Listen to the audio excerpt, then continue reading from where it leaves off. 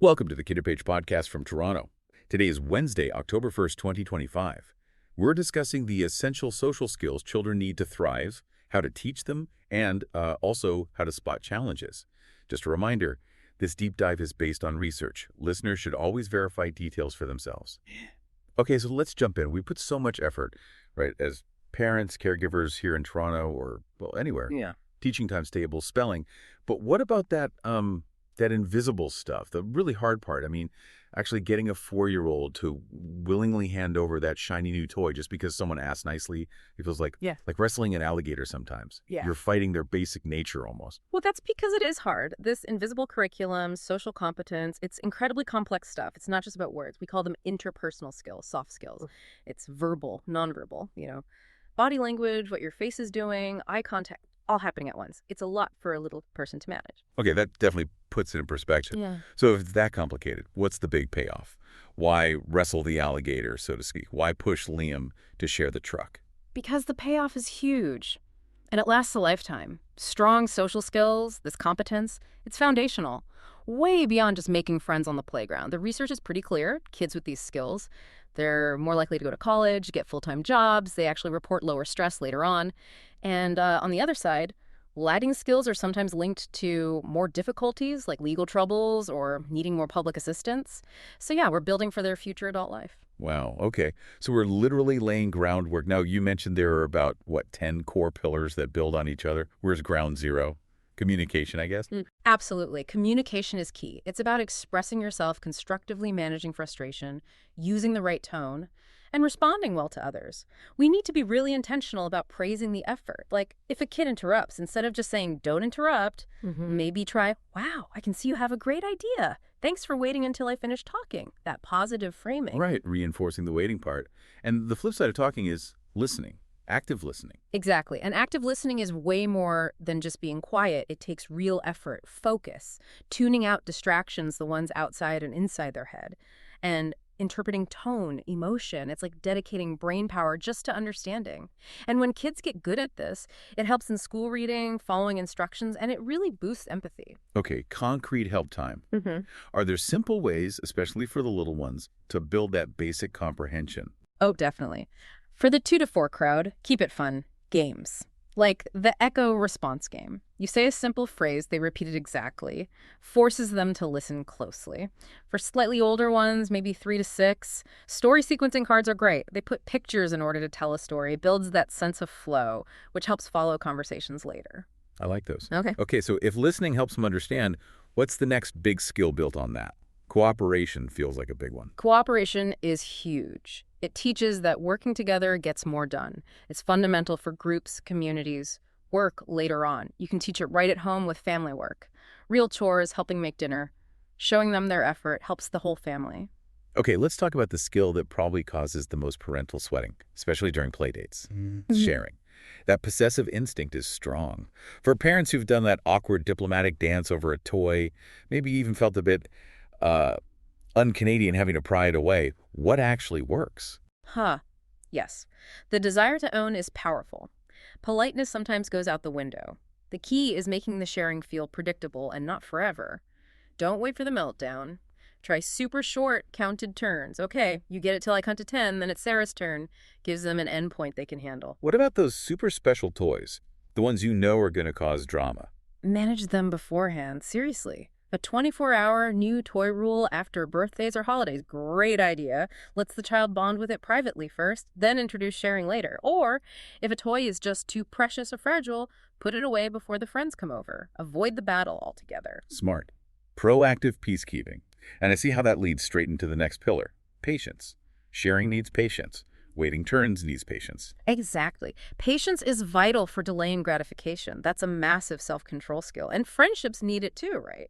Nobody likes playing with someone who demands everything now. Look for activities that have waiting built in. Baking, waiting for dough to rise. Gardening, waiting for seeds to sprout. It teaches that good things take time and process. Okay, shifting gears a bit. Emotional intelligence. We teach kids names for feelings, but how do we teach them to use that knowledge socially? That's empathy. Understanding how someone else feels and showing you care. A big part of nurturing it is honestly giving them grace and talking openly about feelings. If they're scared or mad, don't just dismiss it like, oh, don't be silly. Explore it, validate it. Wow, that sounds really frustrating. Mm. And here's a fun strategy for the 3 to 5 set. A we care center. Oh, what now? Just a little box. Tissues, Band-Aids, maybe a comforting little book. It's symbolic. Mom sneezes. The child can run and get the tissues. Friend scrapes a knee. They offer a Band-Aid. It makes empathy a concrete action. I love that. Giving empathy a job description. Okay, but empathy needs to coexist with assertiveness, setting boundaries. That sounds like a tricky tightrope. It is a balance, for sure. Assertiveness is expressing your own needs, but respectfully, like teaching them it's okay to politely say no thank you, to playing a game they don't want to, and boundary setting. It starts with us, the adults. Model asking permission. Would you like a hug? That teaches them their body is theirs, and that it's okay to say no to physical affection, even from family, if they're not comfortable. Super important. Okay, let's talk teaching mindset. Social mistakes will happen. They grab, they interrupt, they say something blunt. What's the most crucial shift for us as the adult teacher in that moment? Normalize mistakes. Honestly, that's the single biggest thing. Kids learn by watching us constantly, how we handle disagreements, how we deal with messing up. So when they make a social error, grabbing the toy, whatever, see it as data, a learning opportunity, not a failure needing instant punishment. We need to shift into being a coach, right in the moment. When the conflict happens, don't just fix it. Guide them. Ask questions. How do you think your friend felt when that happened? If you felt like that, what might help? What could we try right now instead of shouting? Use the messiness as the lesson. That coaching makes so much sense. Yeah. And it connects right into more structured conflict resolution once they can calm down a little. What are the steps we should model? Yeah, structure helps when emotions are high. First, stay calm. Breathe. Then, identify the actual problem. What really happened? Then, listen and understand both sides. Really listen. Then, brainstorm solutions together. Finally, choose one that feels like a win-win, or at least a fair compromise. And the language they use matters hugely here, right? Those I statements. Exactly. It shifts from blame, you made me mad, to owning feelings. I felt sad when we couldn't agree on a game. And crucially, then offer a fix. Maybe we could try a different game next time. This structured approach often works well with tools like the zones of regulation. Have you heard of that? I have, yeah. Gives everyone a common language. Right. A shared language for feelings. Are you in the green zone? Yellow? Red? Helps kids and us identify their state and find a tool to get back to calm. It's very practical. This all links back to the brain, doesn't it? We talked about long-term outcomes, but what's happening upstairs neurologically when we coach them through this? We are literally building their internal reward system. Yeah. Social confidence. Right. It's linked to the prefrontal cortex, the brain's CEO, handling problem solving. When a child navigates a social challenge successfully, compromises, handles disappointment, boom, dopamine hit. Feels good. And when we, as parents or caregivers, praise the effort, wow, that was tricky, but you really tried hard to share, we reinforce that positive brain loop. We're wiring them for social success. That's, wow. Knowing we're actually building brain pathways makes it feel even more vital than just teaching manners. Okay, let's switch gears. For the parents listening who are thinking, my child struggles with this stuff, but is it just a phase or something more? How do they know? That's a really common worry and a valid one. We look for patterns, red flags. These aren't diagnoses, okay? Just indicators that maybe some extra support or coaching is needed. Sources like a checklist from a service in Calgary actually highlight some things to watch for. Okay, so for the little ones, preschool age, what flags might pop up? With preschoolers, it's often about the quality of their interaction. Do they consistently avoid other kids? Turn their back often, seem like they're kind of in their own world a lot? A key one is using people like tools. For example, grabbing your hand and physically pulling you to the fridge for juice, but without making eye contact or trying to use words.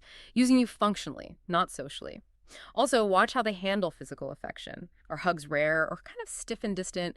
Little emotional connection during touch. Right. And then as they get into grade school, when social life gets much more complex, what flags might show up around their interests or how they talk? Yeah, in grade school, things often shift towards maybe rigidity or a lack of social awareness. You might see really intense interests, often solitary ones. Video games are common, or maybe something really specific and unusual, like, I don't know, memorizing train schedules. And the intensity starts affecting family life or friendships, but the child doesn't seem to notice the impact. I think many parents recognize the monologue kid. Is that a flag? It definitely can be, especially if it's the main way they converse. Right. Talking endlessly about their own topic, not checking if the listener is still engaged, not really building on what the other person said, and struggling to read those nonverbal cues, the glazed eyes that scream, "I'm so bored right now." Hmm. Also, watch for very black and white thinking.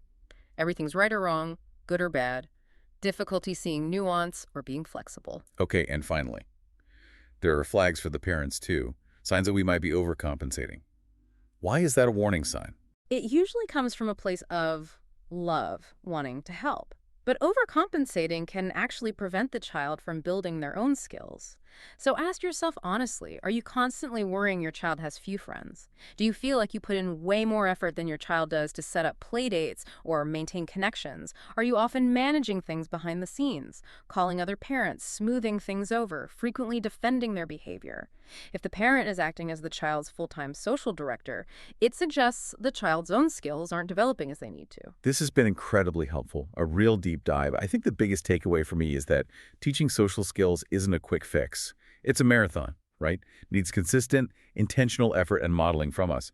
But the goal is empowering them to connect and really thrive. Absolutely. And remember, progress is measurable, even if it's slow. Look for the small wins. Do they bounce back from disappointment a little quicker? Show a bit more self-control when frustrated? Are they more willing to try a new social situation, even if they're nervous? Those are big steps. And thinking back to that neuroscience, we're literally building brain pathways when we praise their effort, when we model calming down ourselves. So if we know social success is tied so directly to long-term outcomes, college jobs, well-being, how does that maybe change how we prioritize? Spending 5 focused minutes talking through a social stumble versus, say, another 5 minutes on math sacks? That's maybe the critical question to ponder this week.